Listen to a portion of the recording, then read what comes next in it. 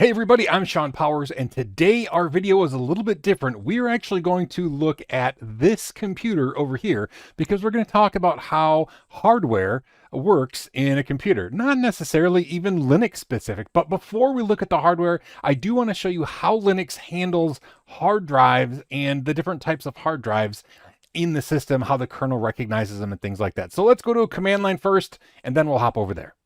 So I'm logged into a Linux system.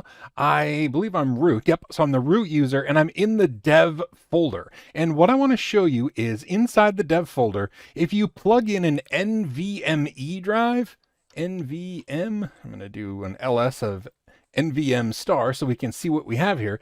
This computer has a single NVMe hard drive plugged into it. Now, NVMe shows up like this as like the NVMe 0 bus. This NVMe 0N1 is the first NVMe hard drive in the system, and then it's chopped up into several partitions. So the NVMe 0N1, the first drive, is partition 1, and the same drive, partition 2, on this system. So this system has an NVMe drive, and I'll show you that in just a second, but this is what it looks like inside a Linux system. Now, if we look at a system that does not have an NVMe drive, for example, my local Pookie server here in my house, we're in the dev folder here, and here I have an SSD drive plugged in, like a traditional SSD. I'll show you one of those too in a second. But if we do ls SD star, we're going to see, well, first of all, I have some new email, but that's not part of it. The drive, the first SSD drive, is going to be called SDA, and then there are 3 partitions on that drive. There's SDA1, SDA2, and SDA5. All right, so there are 3 partitions on this SDA drive. Now, SDA basically means serial ATA data device, right? So this is going to be a traditional hard drive, or like a CD-ROM drive will probably come in as SDA. So different devices have different entries inside the dev folder. But more importantly, I want to show you exactly what the different devices look like and what it looks like in a computer. So first of all, when we look at like an SDA or SDB or SDC, that generally just means it's a serial ATA device. And like this hard drive, this is a serial ATA hard drive. Here are the connectors. There's the power connector and the data connector right there. And that is how it connects to the hardware. And then it's recognized as an SD ABCDE device like that on the Linux system. I mentioned an NVMe drive because this looks more like a stick of gum than it does a hard drive, right? Or maybe you'd confuse this with like a memory stick. If you've seen the inside of computers, generally memory sticks have the pins along the side here, and they'll plug sideways into a computer motherboard like that. But this, if you look, has the pins on the side here or on the short end, and this fits into a motherboard into an M.2 slot, which is perfectly sized to do this. And they actually go, so if this is the motherboard, they actually go just like this and they clip down. I actually don't have a motherboard with an open NVMe slot, otherwise I'd show you, or an M.2 slot, otherwise I'd show you how this NVMe drive goes in. But it just goes flat like this, and then it clips down, and then you see there's like a little notch right there. There's generally a screw that holds it down. So it's going to lay flat on the motherboard, as opposed to a RAM chip, which will sit on its side. And I'll show you one of those in the computer as we go over there. Another thing I want to show you is peripherals are just additional hardware devices that you can plug into a computer. Sometimes they're USB, you plug them in USB. Sometimes though, they go directly into the motherboard, into a PCIe slot. And that's what this is. This is a PCIe card. It's actually, if you look on the, I got to show you this end. It's actually an add-on USB card, but it would plug into a PCIe slot on the motherboard, and then it would be considered a peripheral, and the operating system, the Linux kernel, would see it and recognize it as a USB port, and you'd be able to use it. All right, let's go in and look at the different parts inside of a computer. If you've ever built a PC, this is going to be second nature to you, but at the very least, you'll get to see how disgusting I am, because the inside of this is pretty dusty, and I haven't ever cleaned it out. So I have here, this is the computer. I took the side off of it, and I just want to show you the different parts of the computer. So these down here, if you see, these are the RAM chips. Like I said, and the NVMe looked a little bit like a RAM chip. Well, if we take this out, I'll show you. So this is actually a RAM chip, and see how it just goes sideways directly down into the motherboard. So that is a RAM chip underneath this fan that's very, very dusty. I'll turn it a little bit better.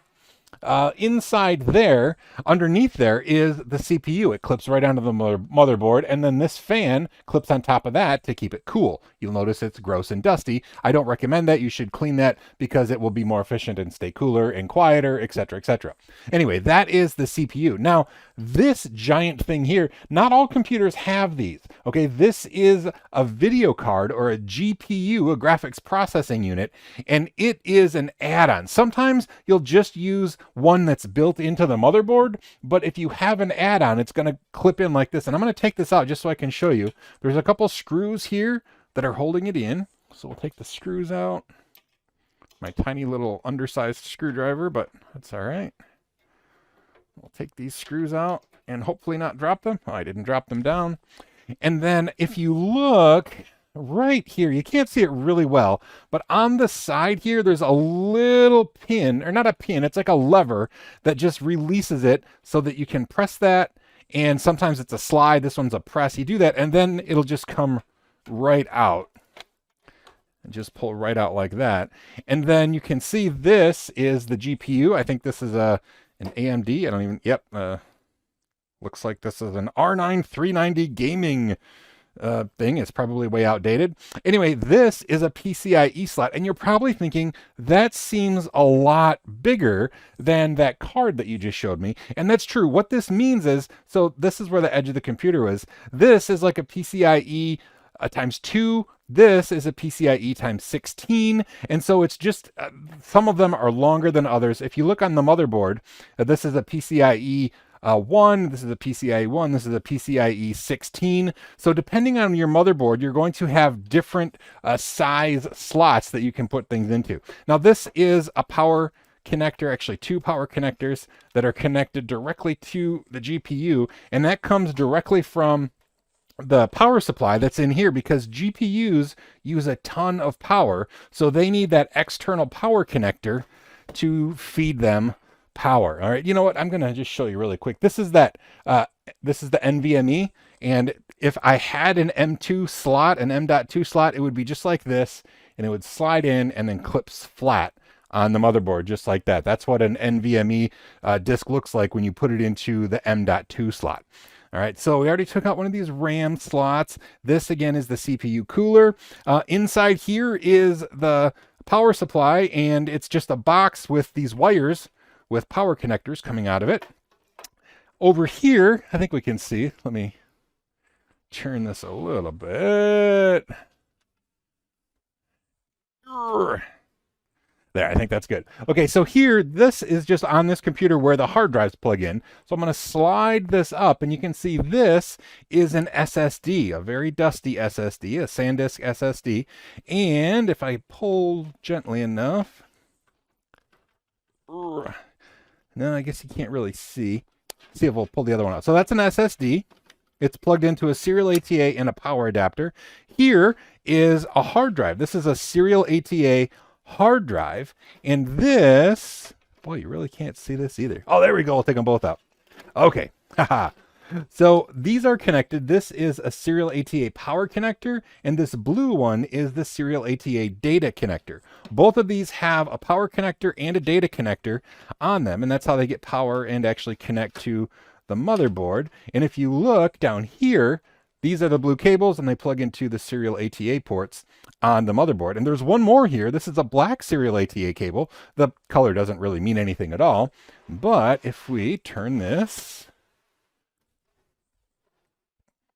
and we unlock, nope, not that, unlock this, we can pull this around. Oop.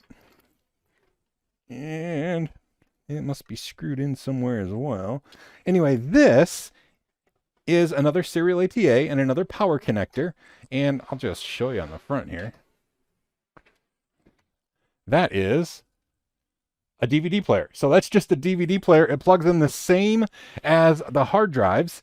And I think that's about all we have here on this computer. That's going to be everything. That's all the parts that we needed to cover. The power supply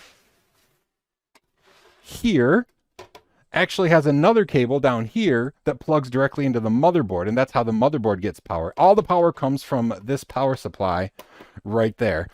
Boy, everything is so gross and dusty right now.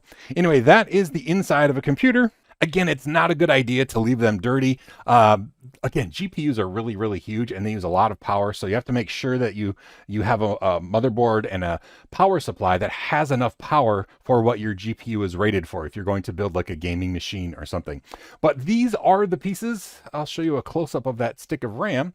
This is the stick of RAM that we took out. Again, it goes like this on the motherboard, whereas the NVMe goes flat on their motherboard like that. There might be other connectors, but usually NVMe M.2 slots are flat on the motherboard. Usually that's how it goes. Anyway, that's hardware. That's everything that goes in the computer.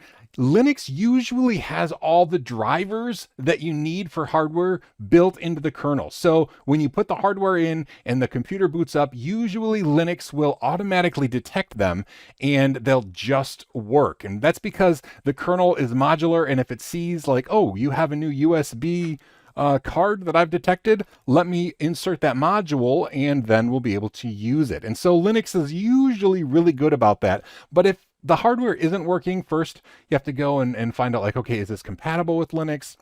What do I need to do? Do I need to compile a special proprietary module? It gets really, really complicated quick, but the good news is that's not common. Usually just plug it in, turn the computer on, and Linux is like, oh good, there it is. Let's use that hardware.